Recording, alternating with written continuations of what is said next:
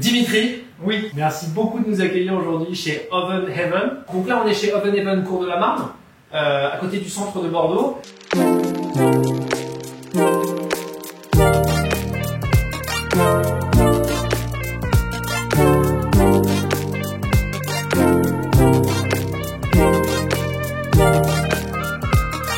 Je sais que tu as aussi un autre espace, mais ça c'est pas dédié public, c'est plus dédié professionnel. Tu as aussi le torréfacteur qui est là-bas. C'est un lieu qui est vraiment canon. Si vous faites un petit tour par là-bas et que vous voyez que c'est ouvert et qu'il y a Dimitri, faites-lui un petit coucou. On va parler de cette recette qu'on va préparer en Moka Master, qui est un peu la référence, une des références en cafetière électrique. Les gens ont toujours l'idée, depuis très longtemps, et ils associent ça peut-être parfois aux diners, au café américain. La cafetière électrique, c'est-à-dire c'est toujours un jus de chaussette, c'est pas bon. Alors qu'en fait non, pas du tout.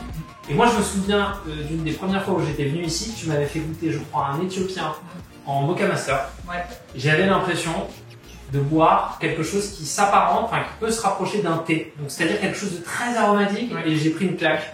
Et donc c'est pour ça que j'ai voulu faire cette recette aujourd'hui avec toi. Alors aujourd'hui, de quoi on va avoir besoin pour préparer la Moka Master? Alors, on va avoir besoin déjà d'une Moka Master. Déjà voilà. On va avoir besoin de bon café frais, on va moudre à la demande si possible. Alors, pour parler du café tout de suite, c'est quoi aujourd'hui? Alors, aujourd'hui, j'ai choisi que nous buvions un Équateur, un lot qui s'appelle la Stération Calpique à Quito, donc désolé si je prononce très mal le nom en espagnol. Le fermier français s'appelle Arnaud Cos, c'est un mélange de variétés, donc vous avez du Java, du Typica, il y a beaucoup de variétés.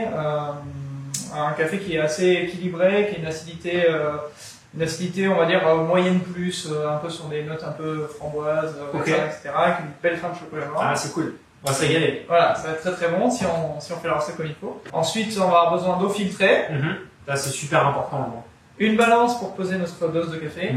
Et j'ai sorti 2 verres parce que ce que je préfère important pour avoir le café filtre, parce que ça refroidit un peu plus vite. Voilà. Parce que, alors justement, ça refroidit un peu plus vite. Pourquoi il faut le boire Parce que là, je sais plus à combien ça sort au niveau de la température. Il me semble que c'est 93, il me semble.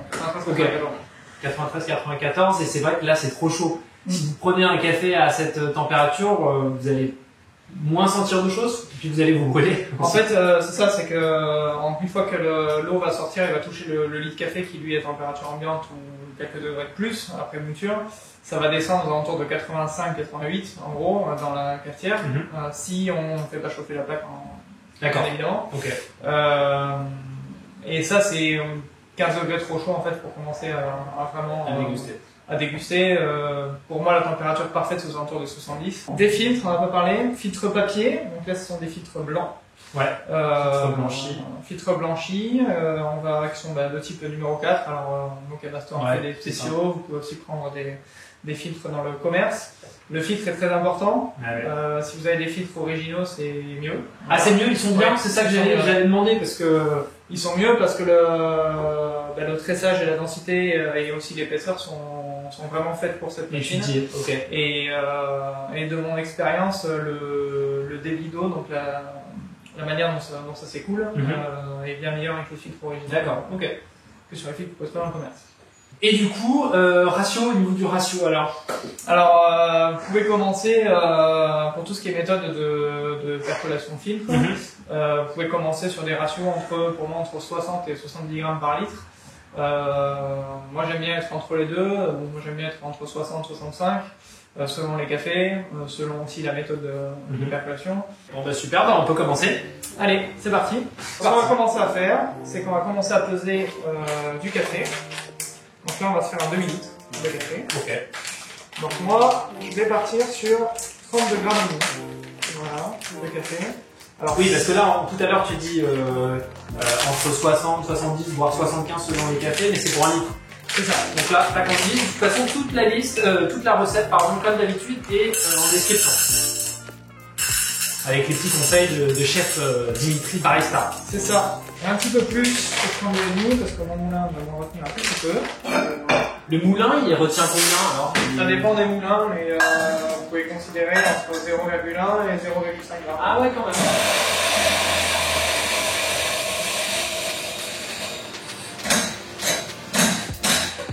Donc une mouture à peu près fleur de sel. Est-ce que je peux sentir? Ouais. Voilà, très il y a des fruits, ouais. Il y a aussi beaucoup de gourmandise, hein, on sent bien le côté un peu chocolat noir. Donc ensuite, oui. Tac, on va enlever ce petit capot. Alors Mocha Master, bon moi je prends pas de com là-dessus, mais bon, ils sont très réputés, ils sont néerlandais et les machines sont garanties 5 ans je crois, donc c'est vraiment très costaud, très fiable. Ensuite donc vous avez ici un porte-filtre. Tac, on va placer le filtre, donc le filtre numéro 4 se plie, hein, en bas. Ah, tu les plies aussi. Alors tu les plies en bas aussi, d'accord, ouais. Okay, ça je savais pas. Ouais. Ensuite ce que vous pouvez faire, c'est si vous avez une petite bouilloire qui traîne, moi ce que j'aime bien faire, c'est rincer mon filtre directement au-dessus de la carafe, parce que ça permet de chauffer un peu la carafe, donc quand vous faites un filtre manuel. Bon, c'est un peu plus emmerdant que les autres slow coffee à filtrer, mais ça vaut vraiment le coup parce que, on le disait tout à l'heure, même là, même le blanchi, il y a du goût. Hein. Faites l'expérience, hein. Buvez, c'est vraiment pas bon, hein, mais buvez l'eau ici, là, vous allez tout de suite sentir la ligne. On peut récupérer du coup le porte-filtre, on va du coup mettre son café dedans. On va pouvoir un peu taper sur les côtés pour faire un lit de café qui est assez plat. Ouais. C'est un petit effort à faire au départ, c'est bien utile. Et c'est d'autant plus important que chez Mocha Master, parce que c'est aussi l'écueil de certaines cafetières électriques, c'est que vous avez une petite douchette qui répartit mieux l'eau. Donc ensuite, on va aller à un demi-litre. De mon expérience, les graduations sont très bien faites sur Mocha Master, donc vous n'avez pas besoin de peser votre eau. C'est assez beau, hein, ce qu'ils font comme machine, je trouve. Ouais, c'est très... c'est un peu old school, hein, mais c'est vraiment joli ce qu'ils font. Et là... Et ultra simple, hein. On y est. Vous n'avez pas 30 000 trucs, bah voilà. On peut lancer. Ok. Tac. Et alors ça, c'est quoi ces boutons-là? Donc là, c'est quand la cafetière est pleine. D'accord. Et celle-là, c'est quand elle est à moitié vide. Ah, d'accord, ok. La chaleur de ça. Bon là, on l'a mis sur pleine. On va proposer de la mettre à moitié. D'accord. On va faire qu'un demi-litre. Et donc là, tu as juste appuyé là-dessus, sur le petit interrupteur, et c'est ça. Et ça va tout faire tout seul. On va regarder au bout de quelques écoulements comment ça se présente dans le lit de café. On va mettre un petit coup de cuillère. Tac. Ah ouais, effectivement. Bien s'assurer. Mais ça le fait bien, hein, ça le. Voilà. Que tout le café soit mouillé en même temps. Ça le répartit bien, mais on voit effectivement que il y a certains côtés qui étaient un peu plus. Un peu plus immergés que d'autres. Ouais. Donc voilà. Comment t'es venu au café de spécialité? Comment t'es venu à Von Even, ici, à Bordeaux? Moi, c'est une longue histoire, j'imagine. Une longue histoire, j'ai commencé à 6 ans, je me suis reconverti après 10 ans dans l'Angleterre. Et je buvais pas du tout de café avant. Je m'intéressais beaucoup à la dégustation via les spiritueux, notamment. Et un jour, en fait, j'étais en stage sur Bordeaux, j'étais très fatigué, je me suis arrêté dans un café qui s'appelle le Blacklist, pour prendre un double espresso, simplement pour la caféine. Et en fait, j'ai pris une grosse claque gustative. Je me suis un peu intéressé, je commence à faire du café chez moi, et puis j'ai fait des stages de reconversion au Blacklist, à l'Alchimiste, et après 1 an et demi, chez Arthur, voilà. Et après 1 an et demi, je suis parti en Australie pour aller me frotter un peu à ce qui se faisait de mieux à Melbourne. Et puis j'ai travaillé là-bas pour une boîte qui s'appelle Padre Coffee, pour laquelle j'étais responsable de formation. Et on est rentré il y a 3 ans et demi avec mon frère pour ouvrir Open Even. Là, on a arrêté. Ouais, il n'y a plus d'eau. À la fin, il n'y a plus d'eau. Là, le but pour moi d'arrêter, c'est aussi que la plaque ne chauffe pas. Pour ne pas chauffer, chauffer en continu le café, ce qui, après, vous avez sûrement entendu le café bouillu, café foutu. En fait, il y a des micro-particules dans le café qui vont continuer à s'extraire avec la chaleur. Donc votre café, en fait, va perdre en vivacité, va prendre de l'amertume, et va commencer à s'oxyder plus vite. Donc vous allez avoir des goûts qui sont pas désirables. Il y a quand même un truc, alors la machine est neuve, ça sent le plastique. Oui. Ouais. C'est un peu, on sent moins, on sent le café, mais bon là c'est peut-être parce qu'elle est neuve, on sent le plastique. C'est ça. Nous ce qu'on conseille, alors déjà nous quand on ouvre le matin, on fait tous les matins en fait un batch dans le vide. Donc on fait couler de l'eau dans le vide pour réchauffer tout le circuit, pour réchauffer la carafe aussi. Comme une machine automatique, comme une machine pro, exactement. Un petit rinçage. Bon bah c'était rapide, hein. Je sais pas combien de temps ça a mis, mais normalement ça met 2-3 minutes. Et donc on peut déguster. On peut déguster.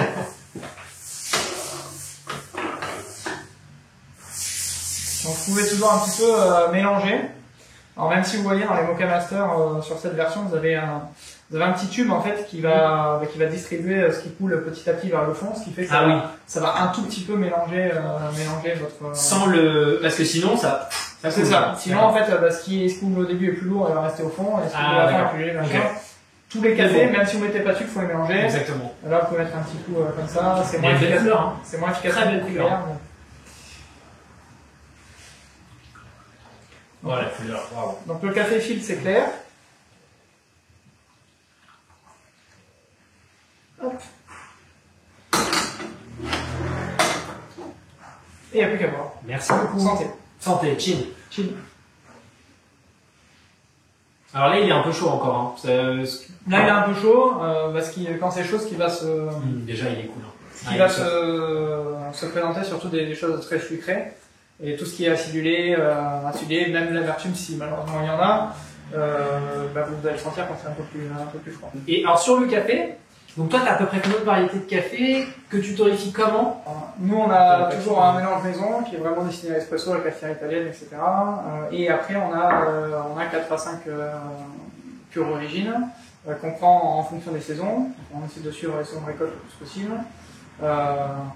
Ça nous permet d'avoir des cafés plus frais et aussi de les payer au prix juste, parce que quand on laisse vieillir les cafés, après on les a en déstockage et là du coup le fermier peut se trouver lésé sur les prochains achats, donc c'est quelque chose qu'on ne veut pas encourager. Nous ce qu'on veut, c'est en termes de torréfaction, c'est rester tout en développant le café correctement. Moi j'aime pas les arômes de verre, etc. dans le café, c'est quelque chose que j'essaie de fuir le plus possible. Je veux quand même rester au plus proche de ce que nous a transmis le fermier, donc pour ça j'évite d'aller créer des goûts artificiels pour moi de torréfaction. C'est-à-dire dès qu'il va y avoir des marqueurs de cuisson, pour moi c'est quelque chose qui ne pourra pas sortir de mon atelier. Ok. Voilà. Donc là il a un petit peu refroidi, hein? Ouais, un petit peu refroidi, on peut y aller. Tu crois qu'il est à combien de degrés à peu près là? Non, on va être vers les 65, 70. 65, 70. Avec le vent. Oui, là c'est pas pareil. Ouais. On sent beaucoup plus les aromatiques. C'est beaucoup plus fruité. Ah, beaucoup, ouais. Ça... Voilà. C'est beaucoup plus doux aussi. C'est très bon. Je vous mettrai aussi le lien du café en commentaire. On peut acheter tes cafés sur ton site internet. Oui. Tu es présent sur Instagram. Oui. Sur tous les réseaux sociaux. Tu es présent sur tous les réseaux sociaux inimaginables. Oui. Et sur Tinder aussi. On n'est pas sur Tinder. On n'est pas sur TikTok non plus. N'hésitez pas à vous abonner, à liker, c'est hyper important. Je vous en prie, faites-le. Ça me fait vraiment plaisir quand je vois les nombres d'abonnés ajoutés. Merci beaucoup de nous avoir suivis et surtout, n'oubliez pas de prendre du plaisir. À bientôt, salut!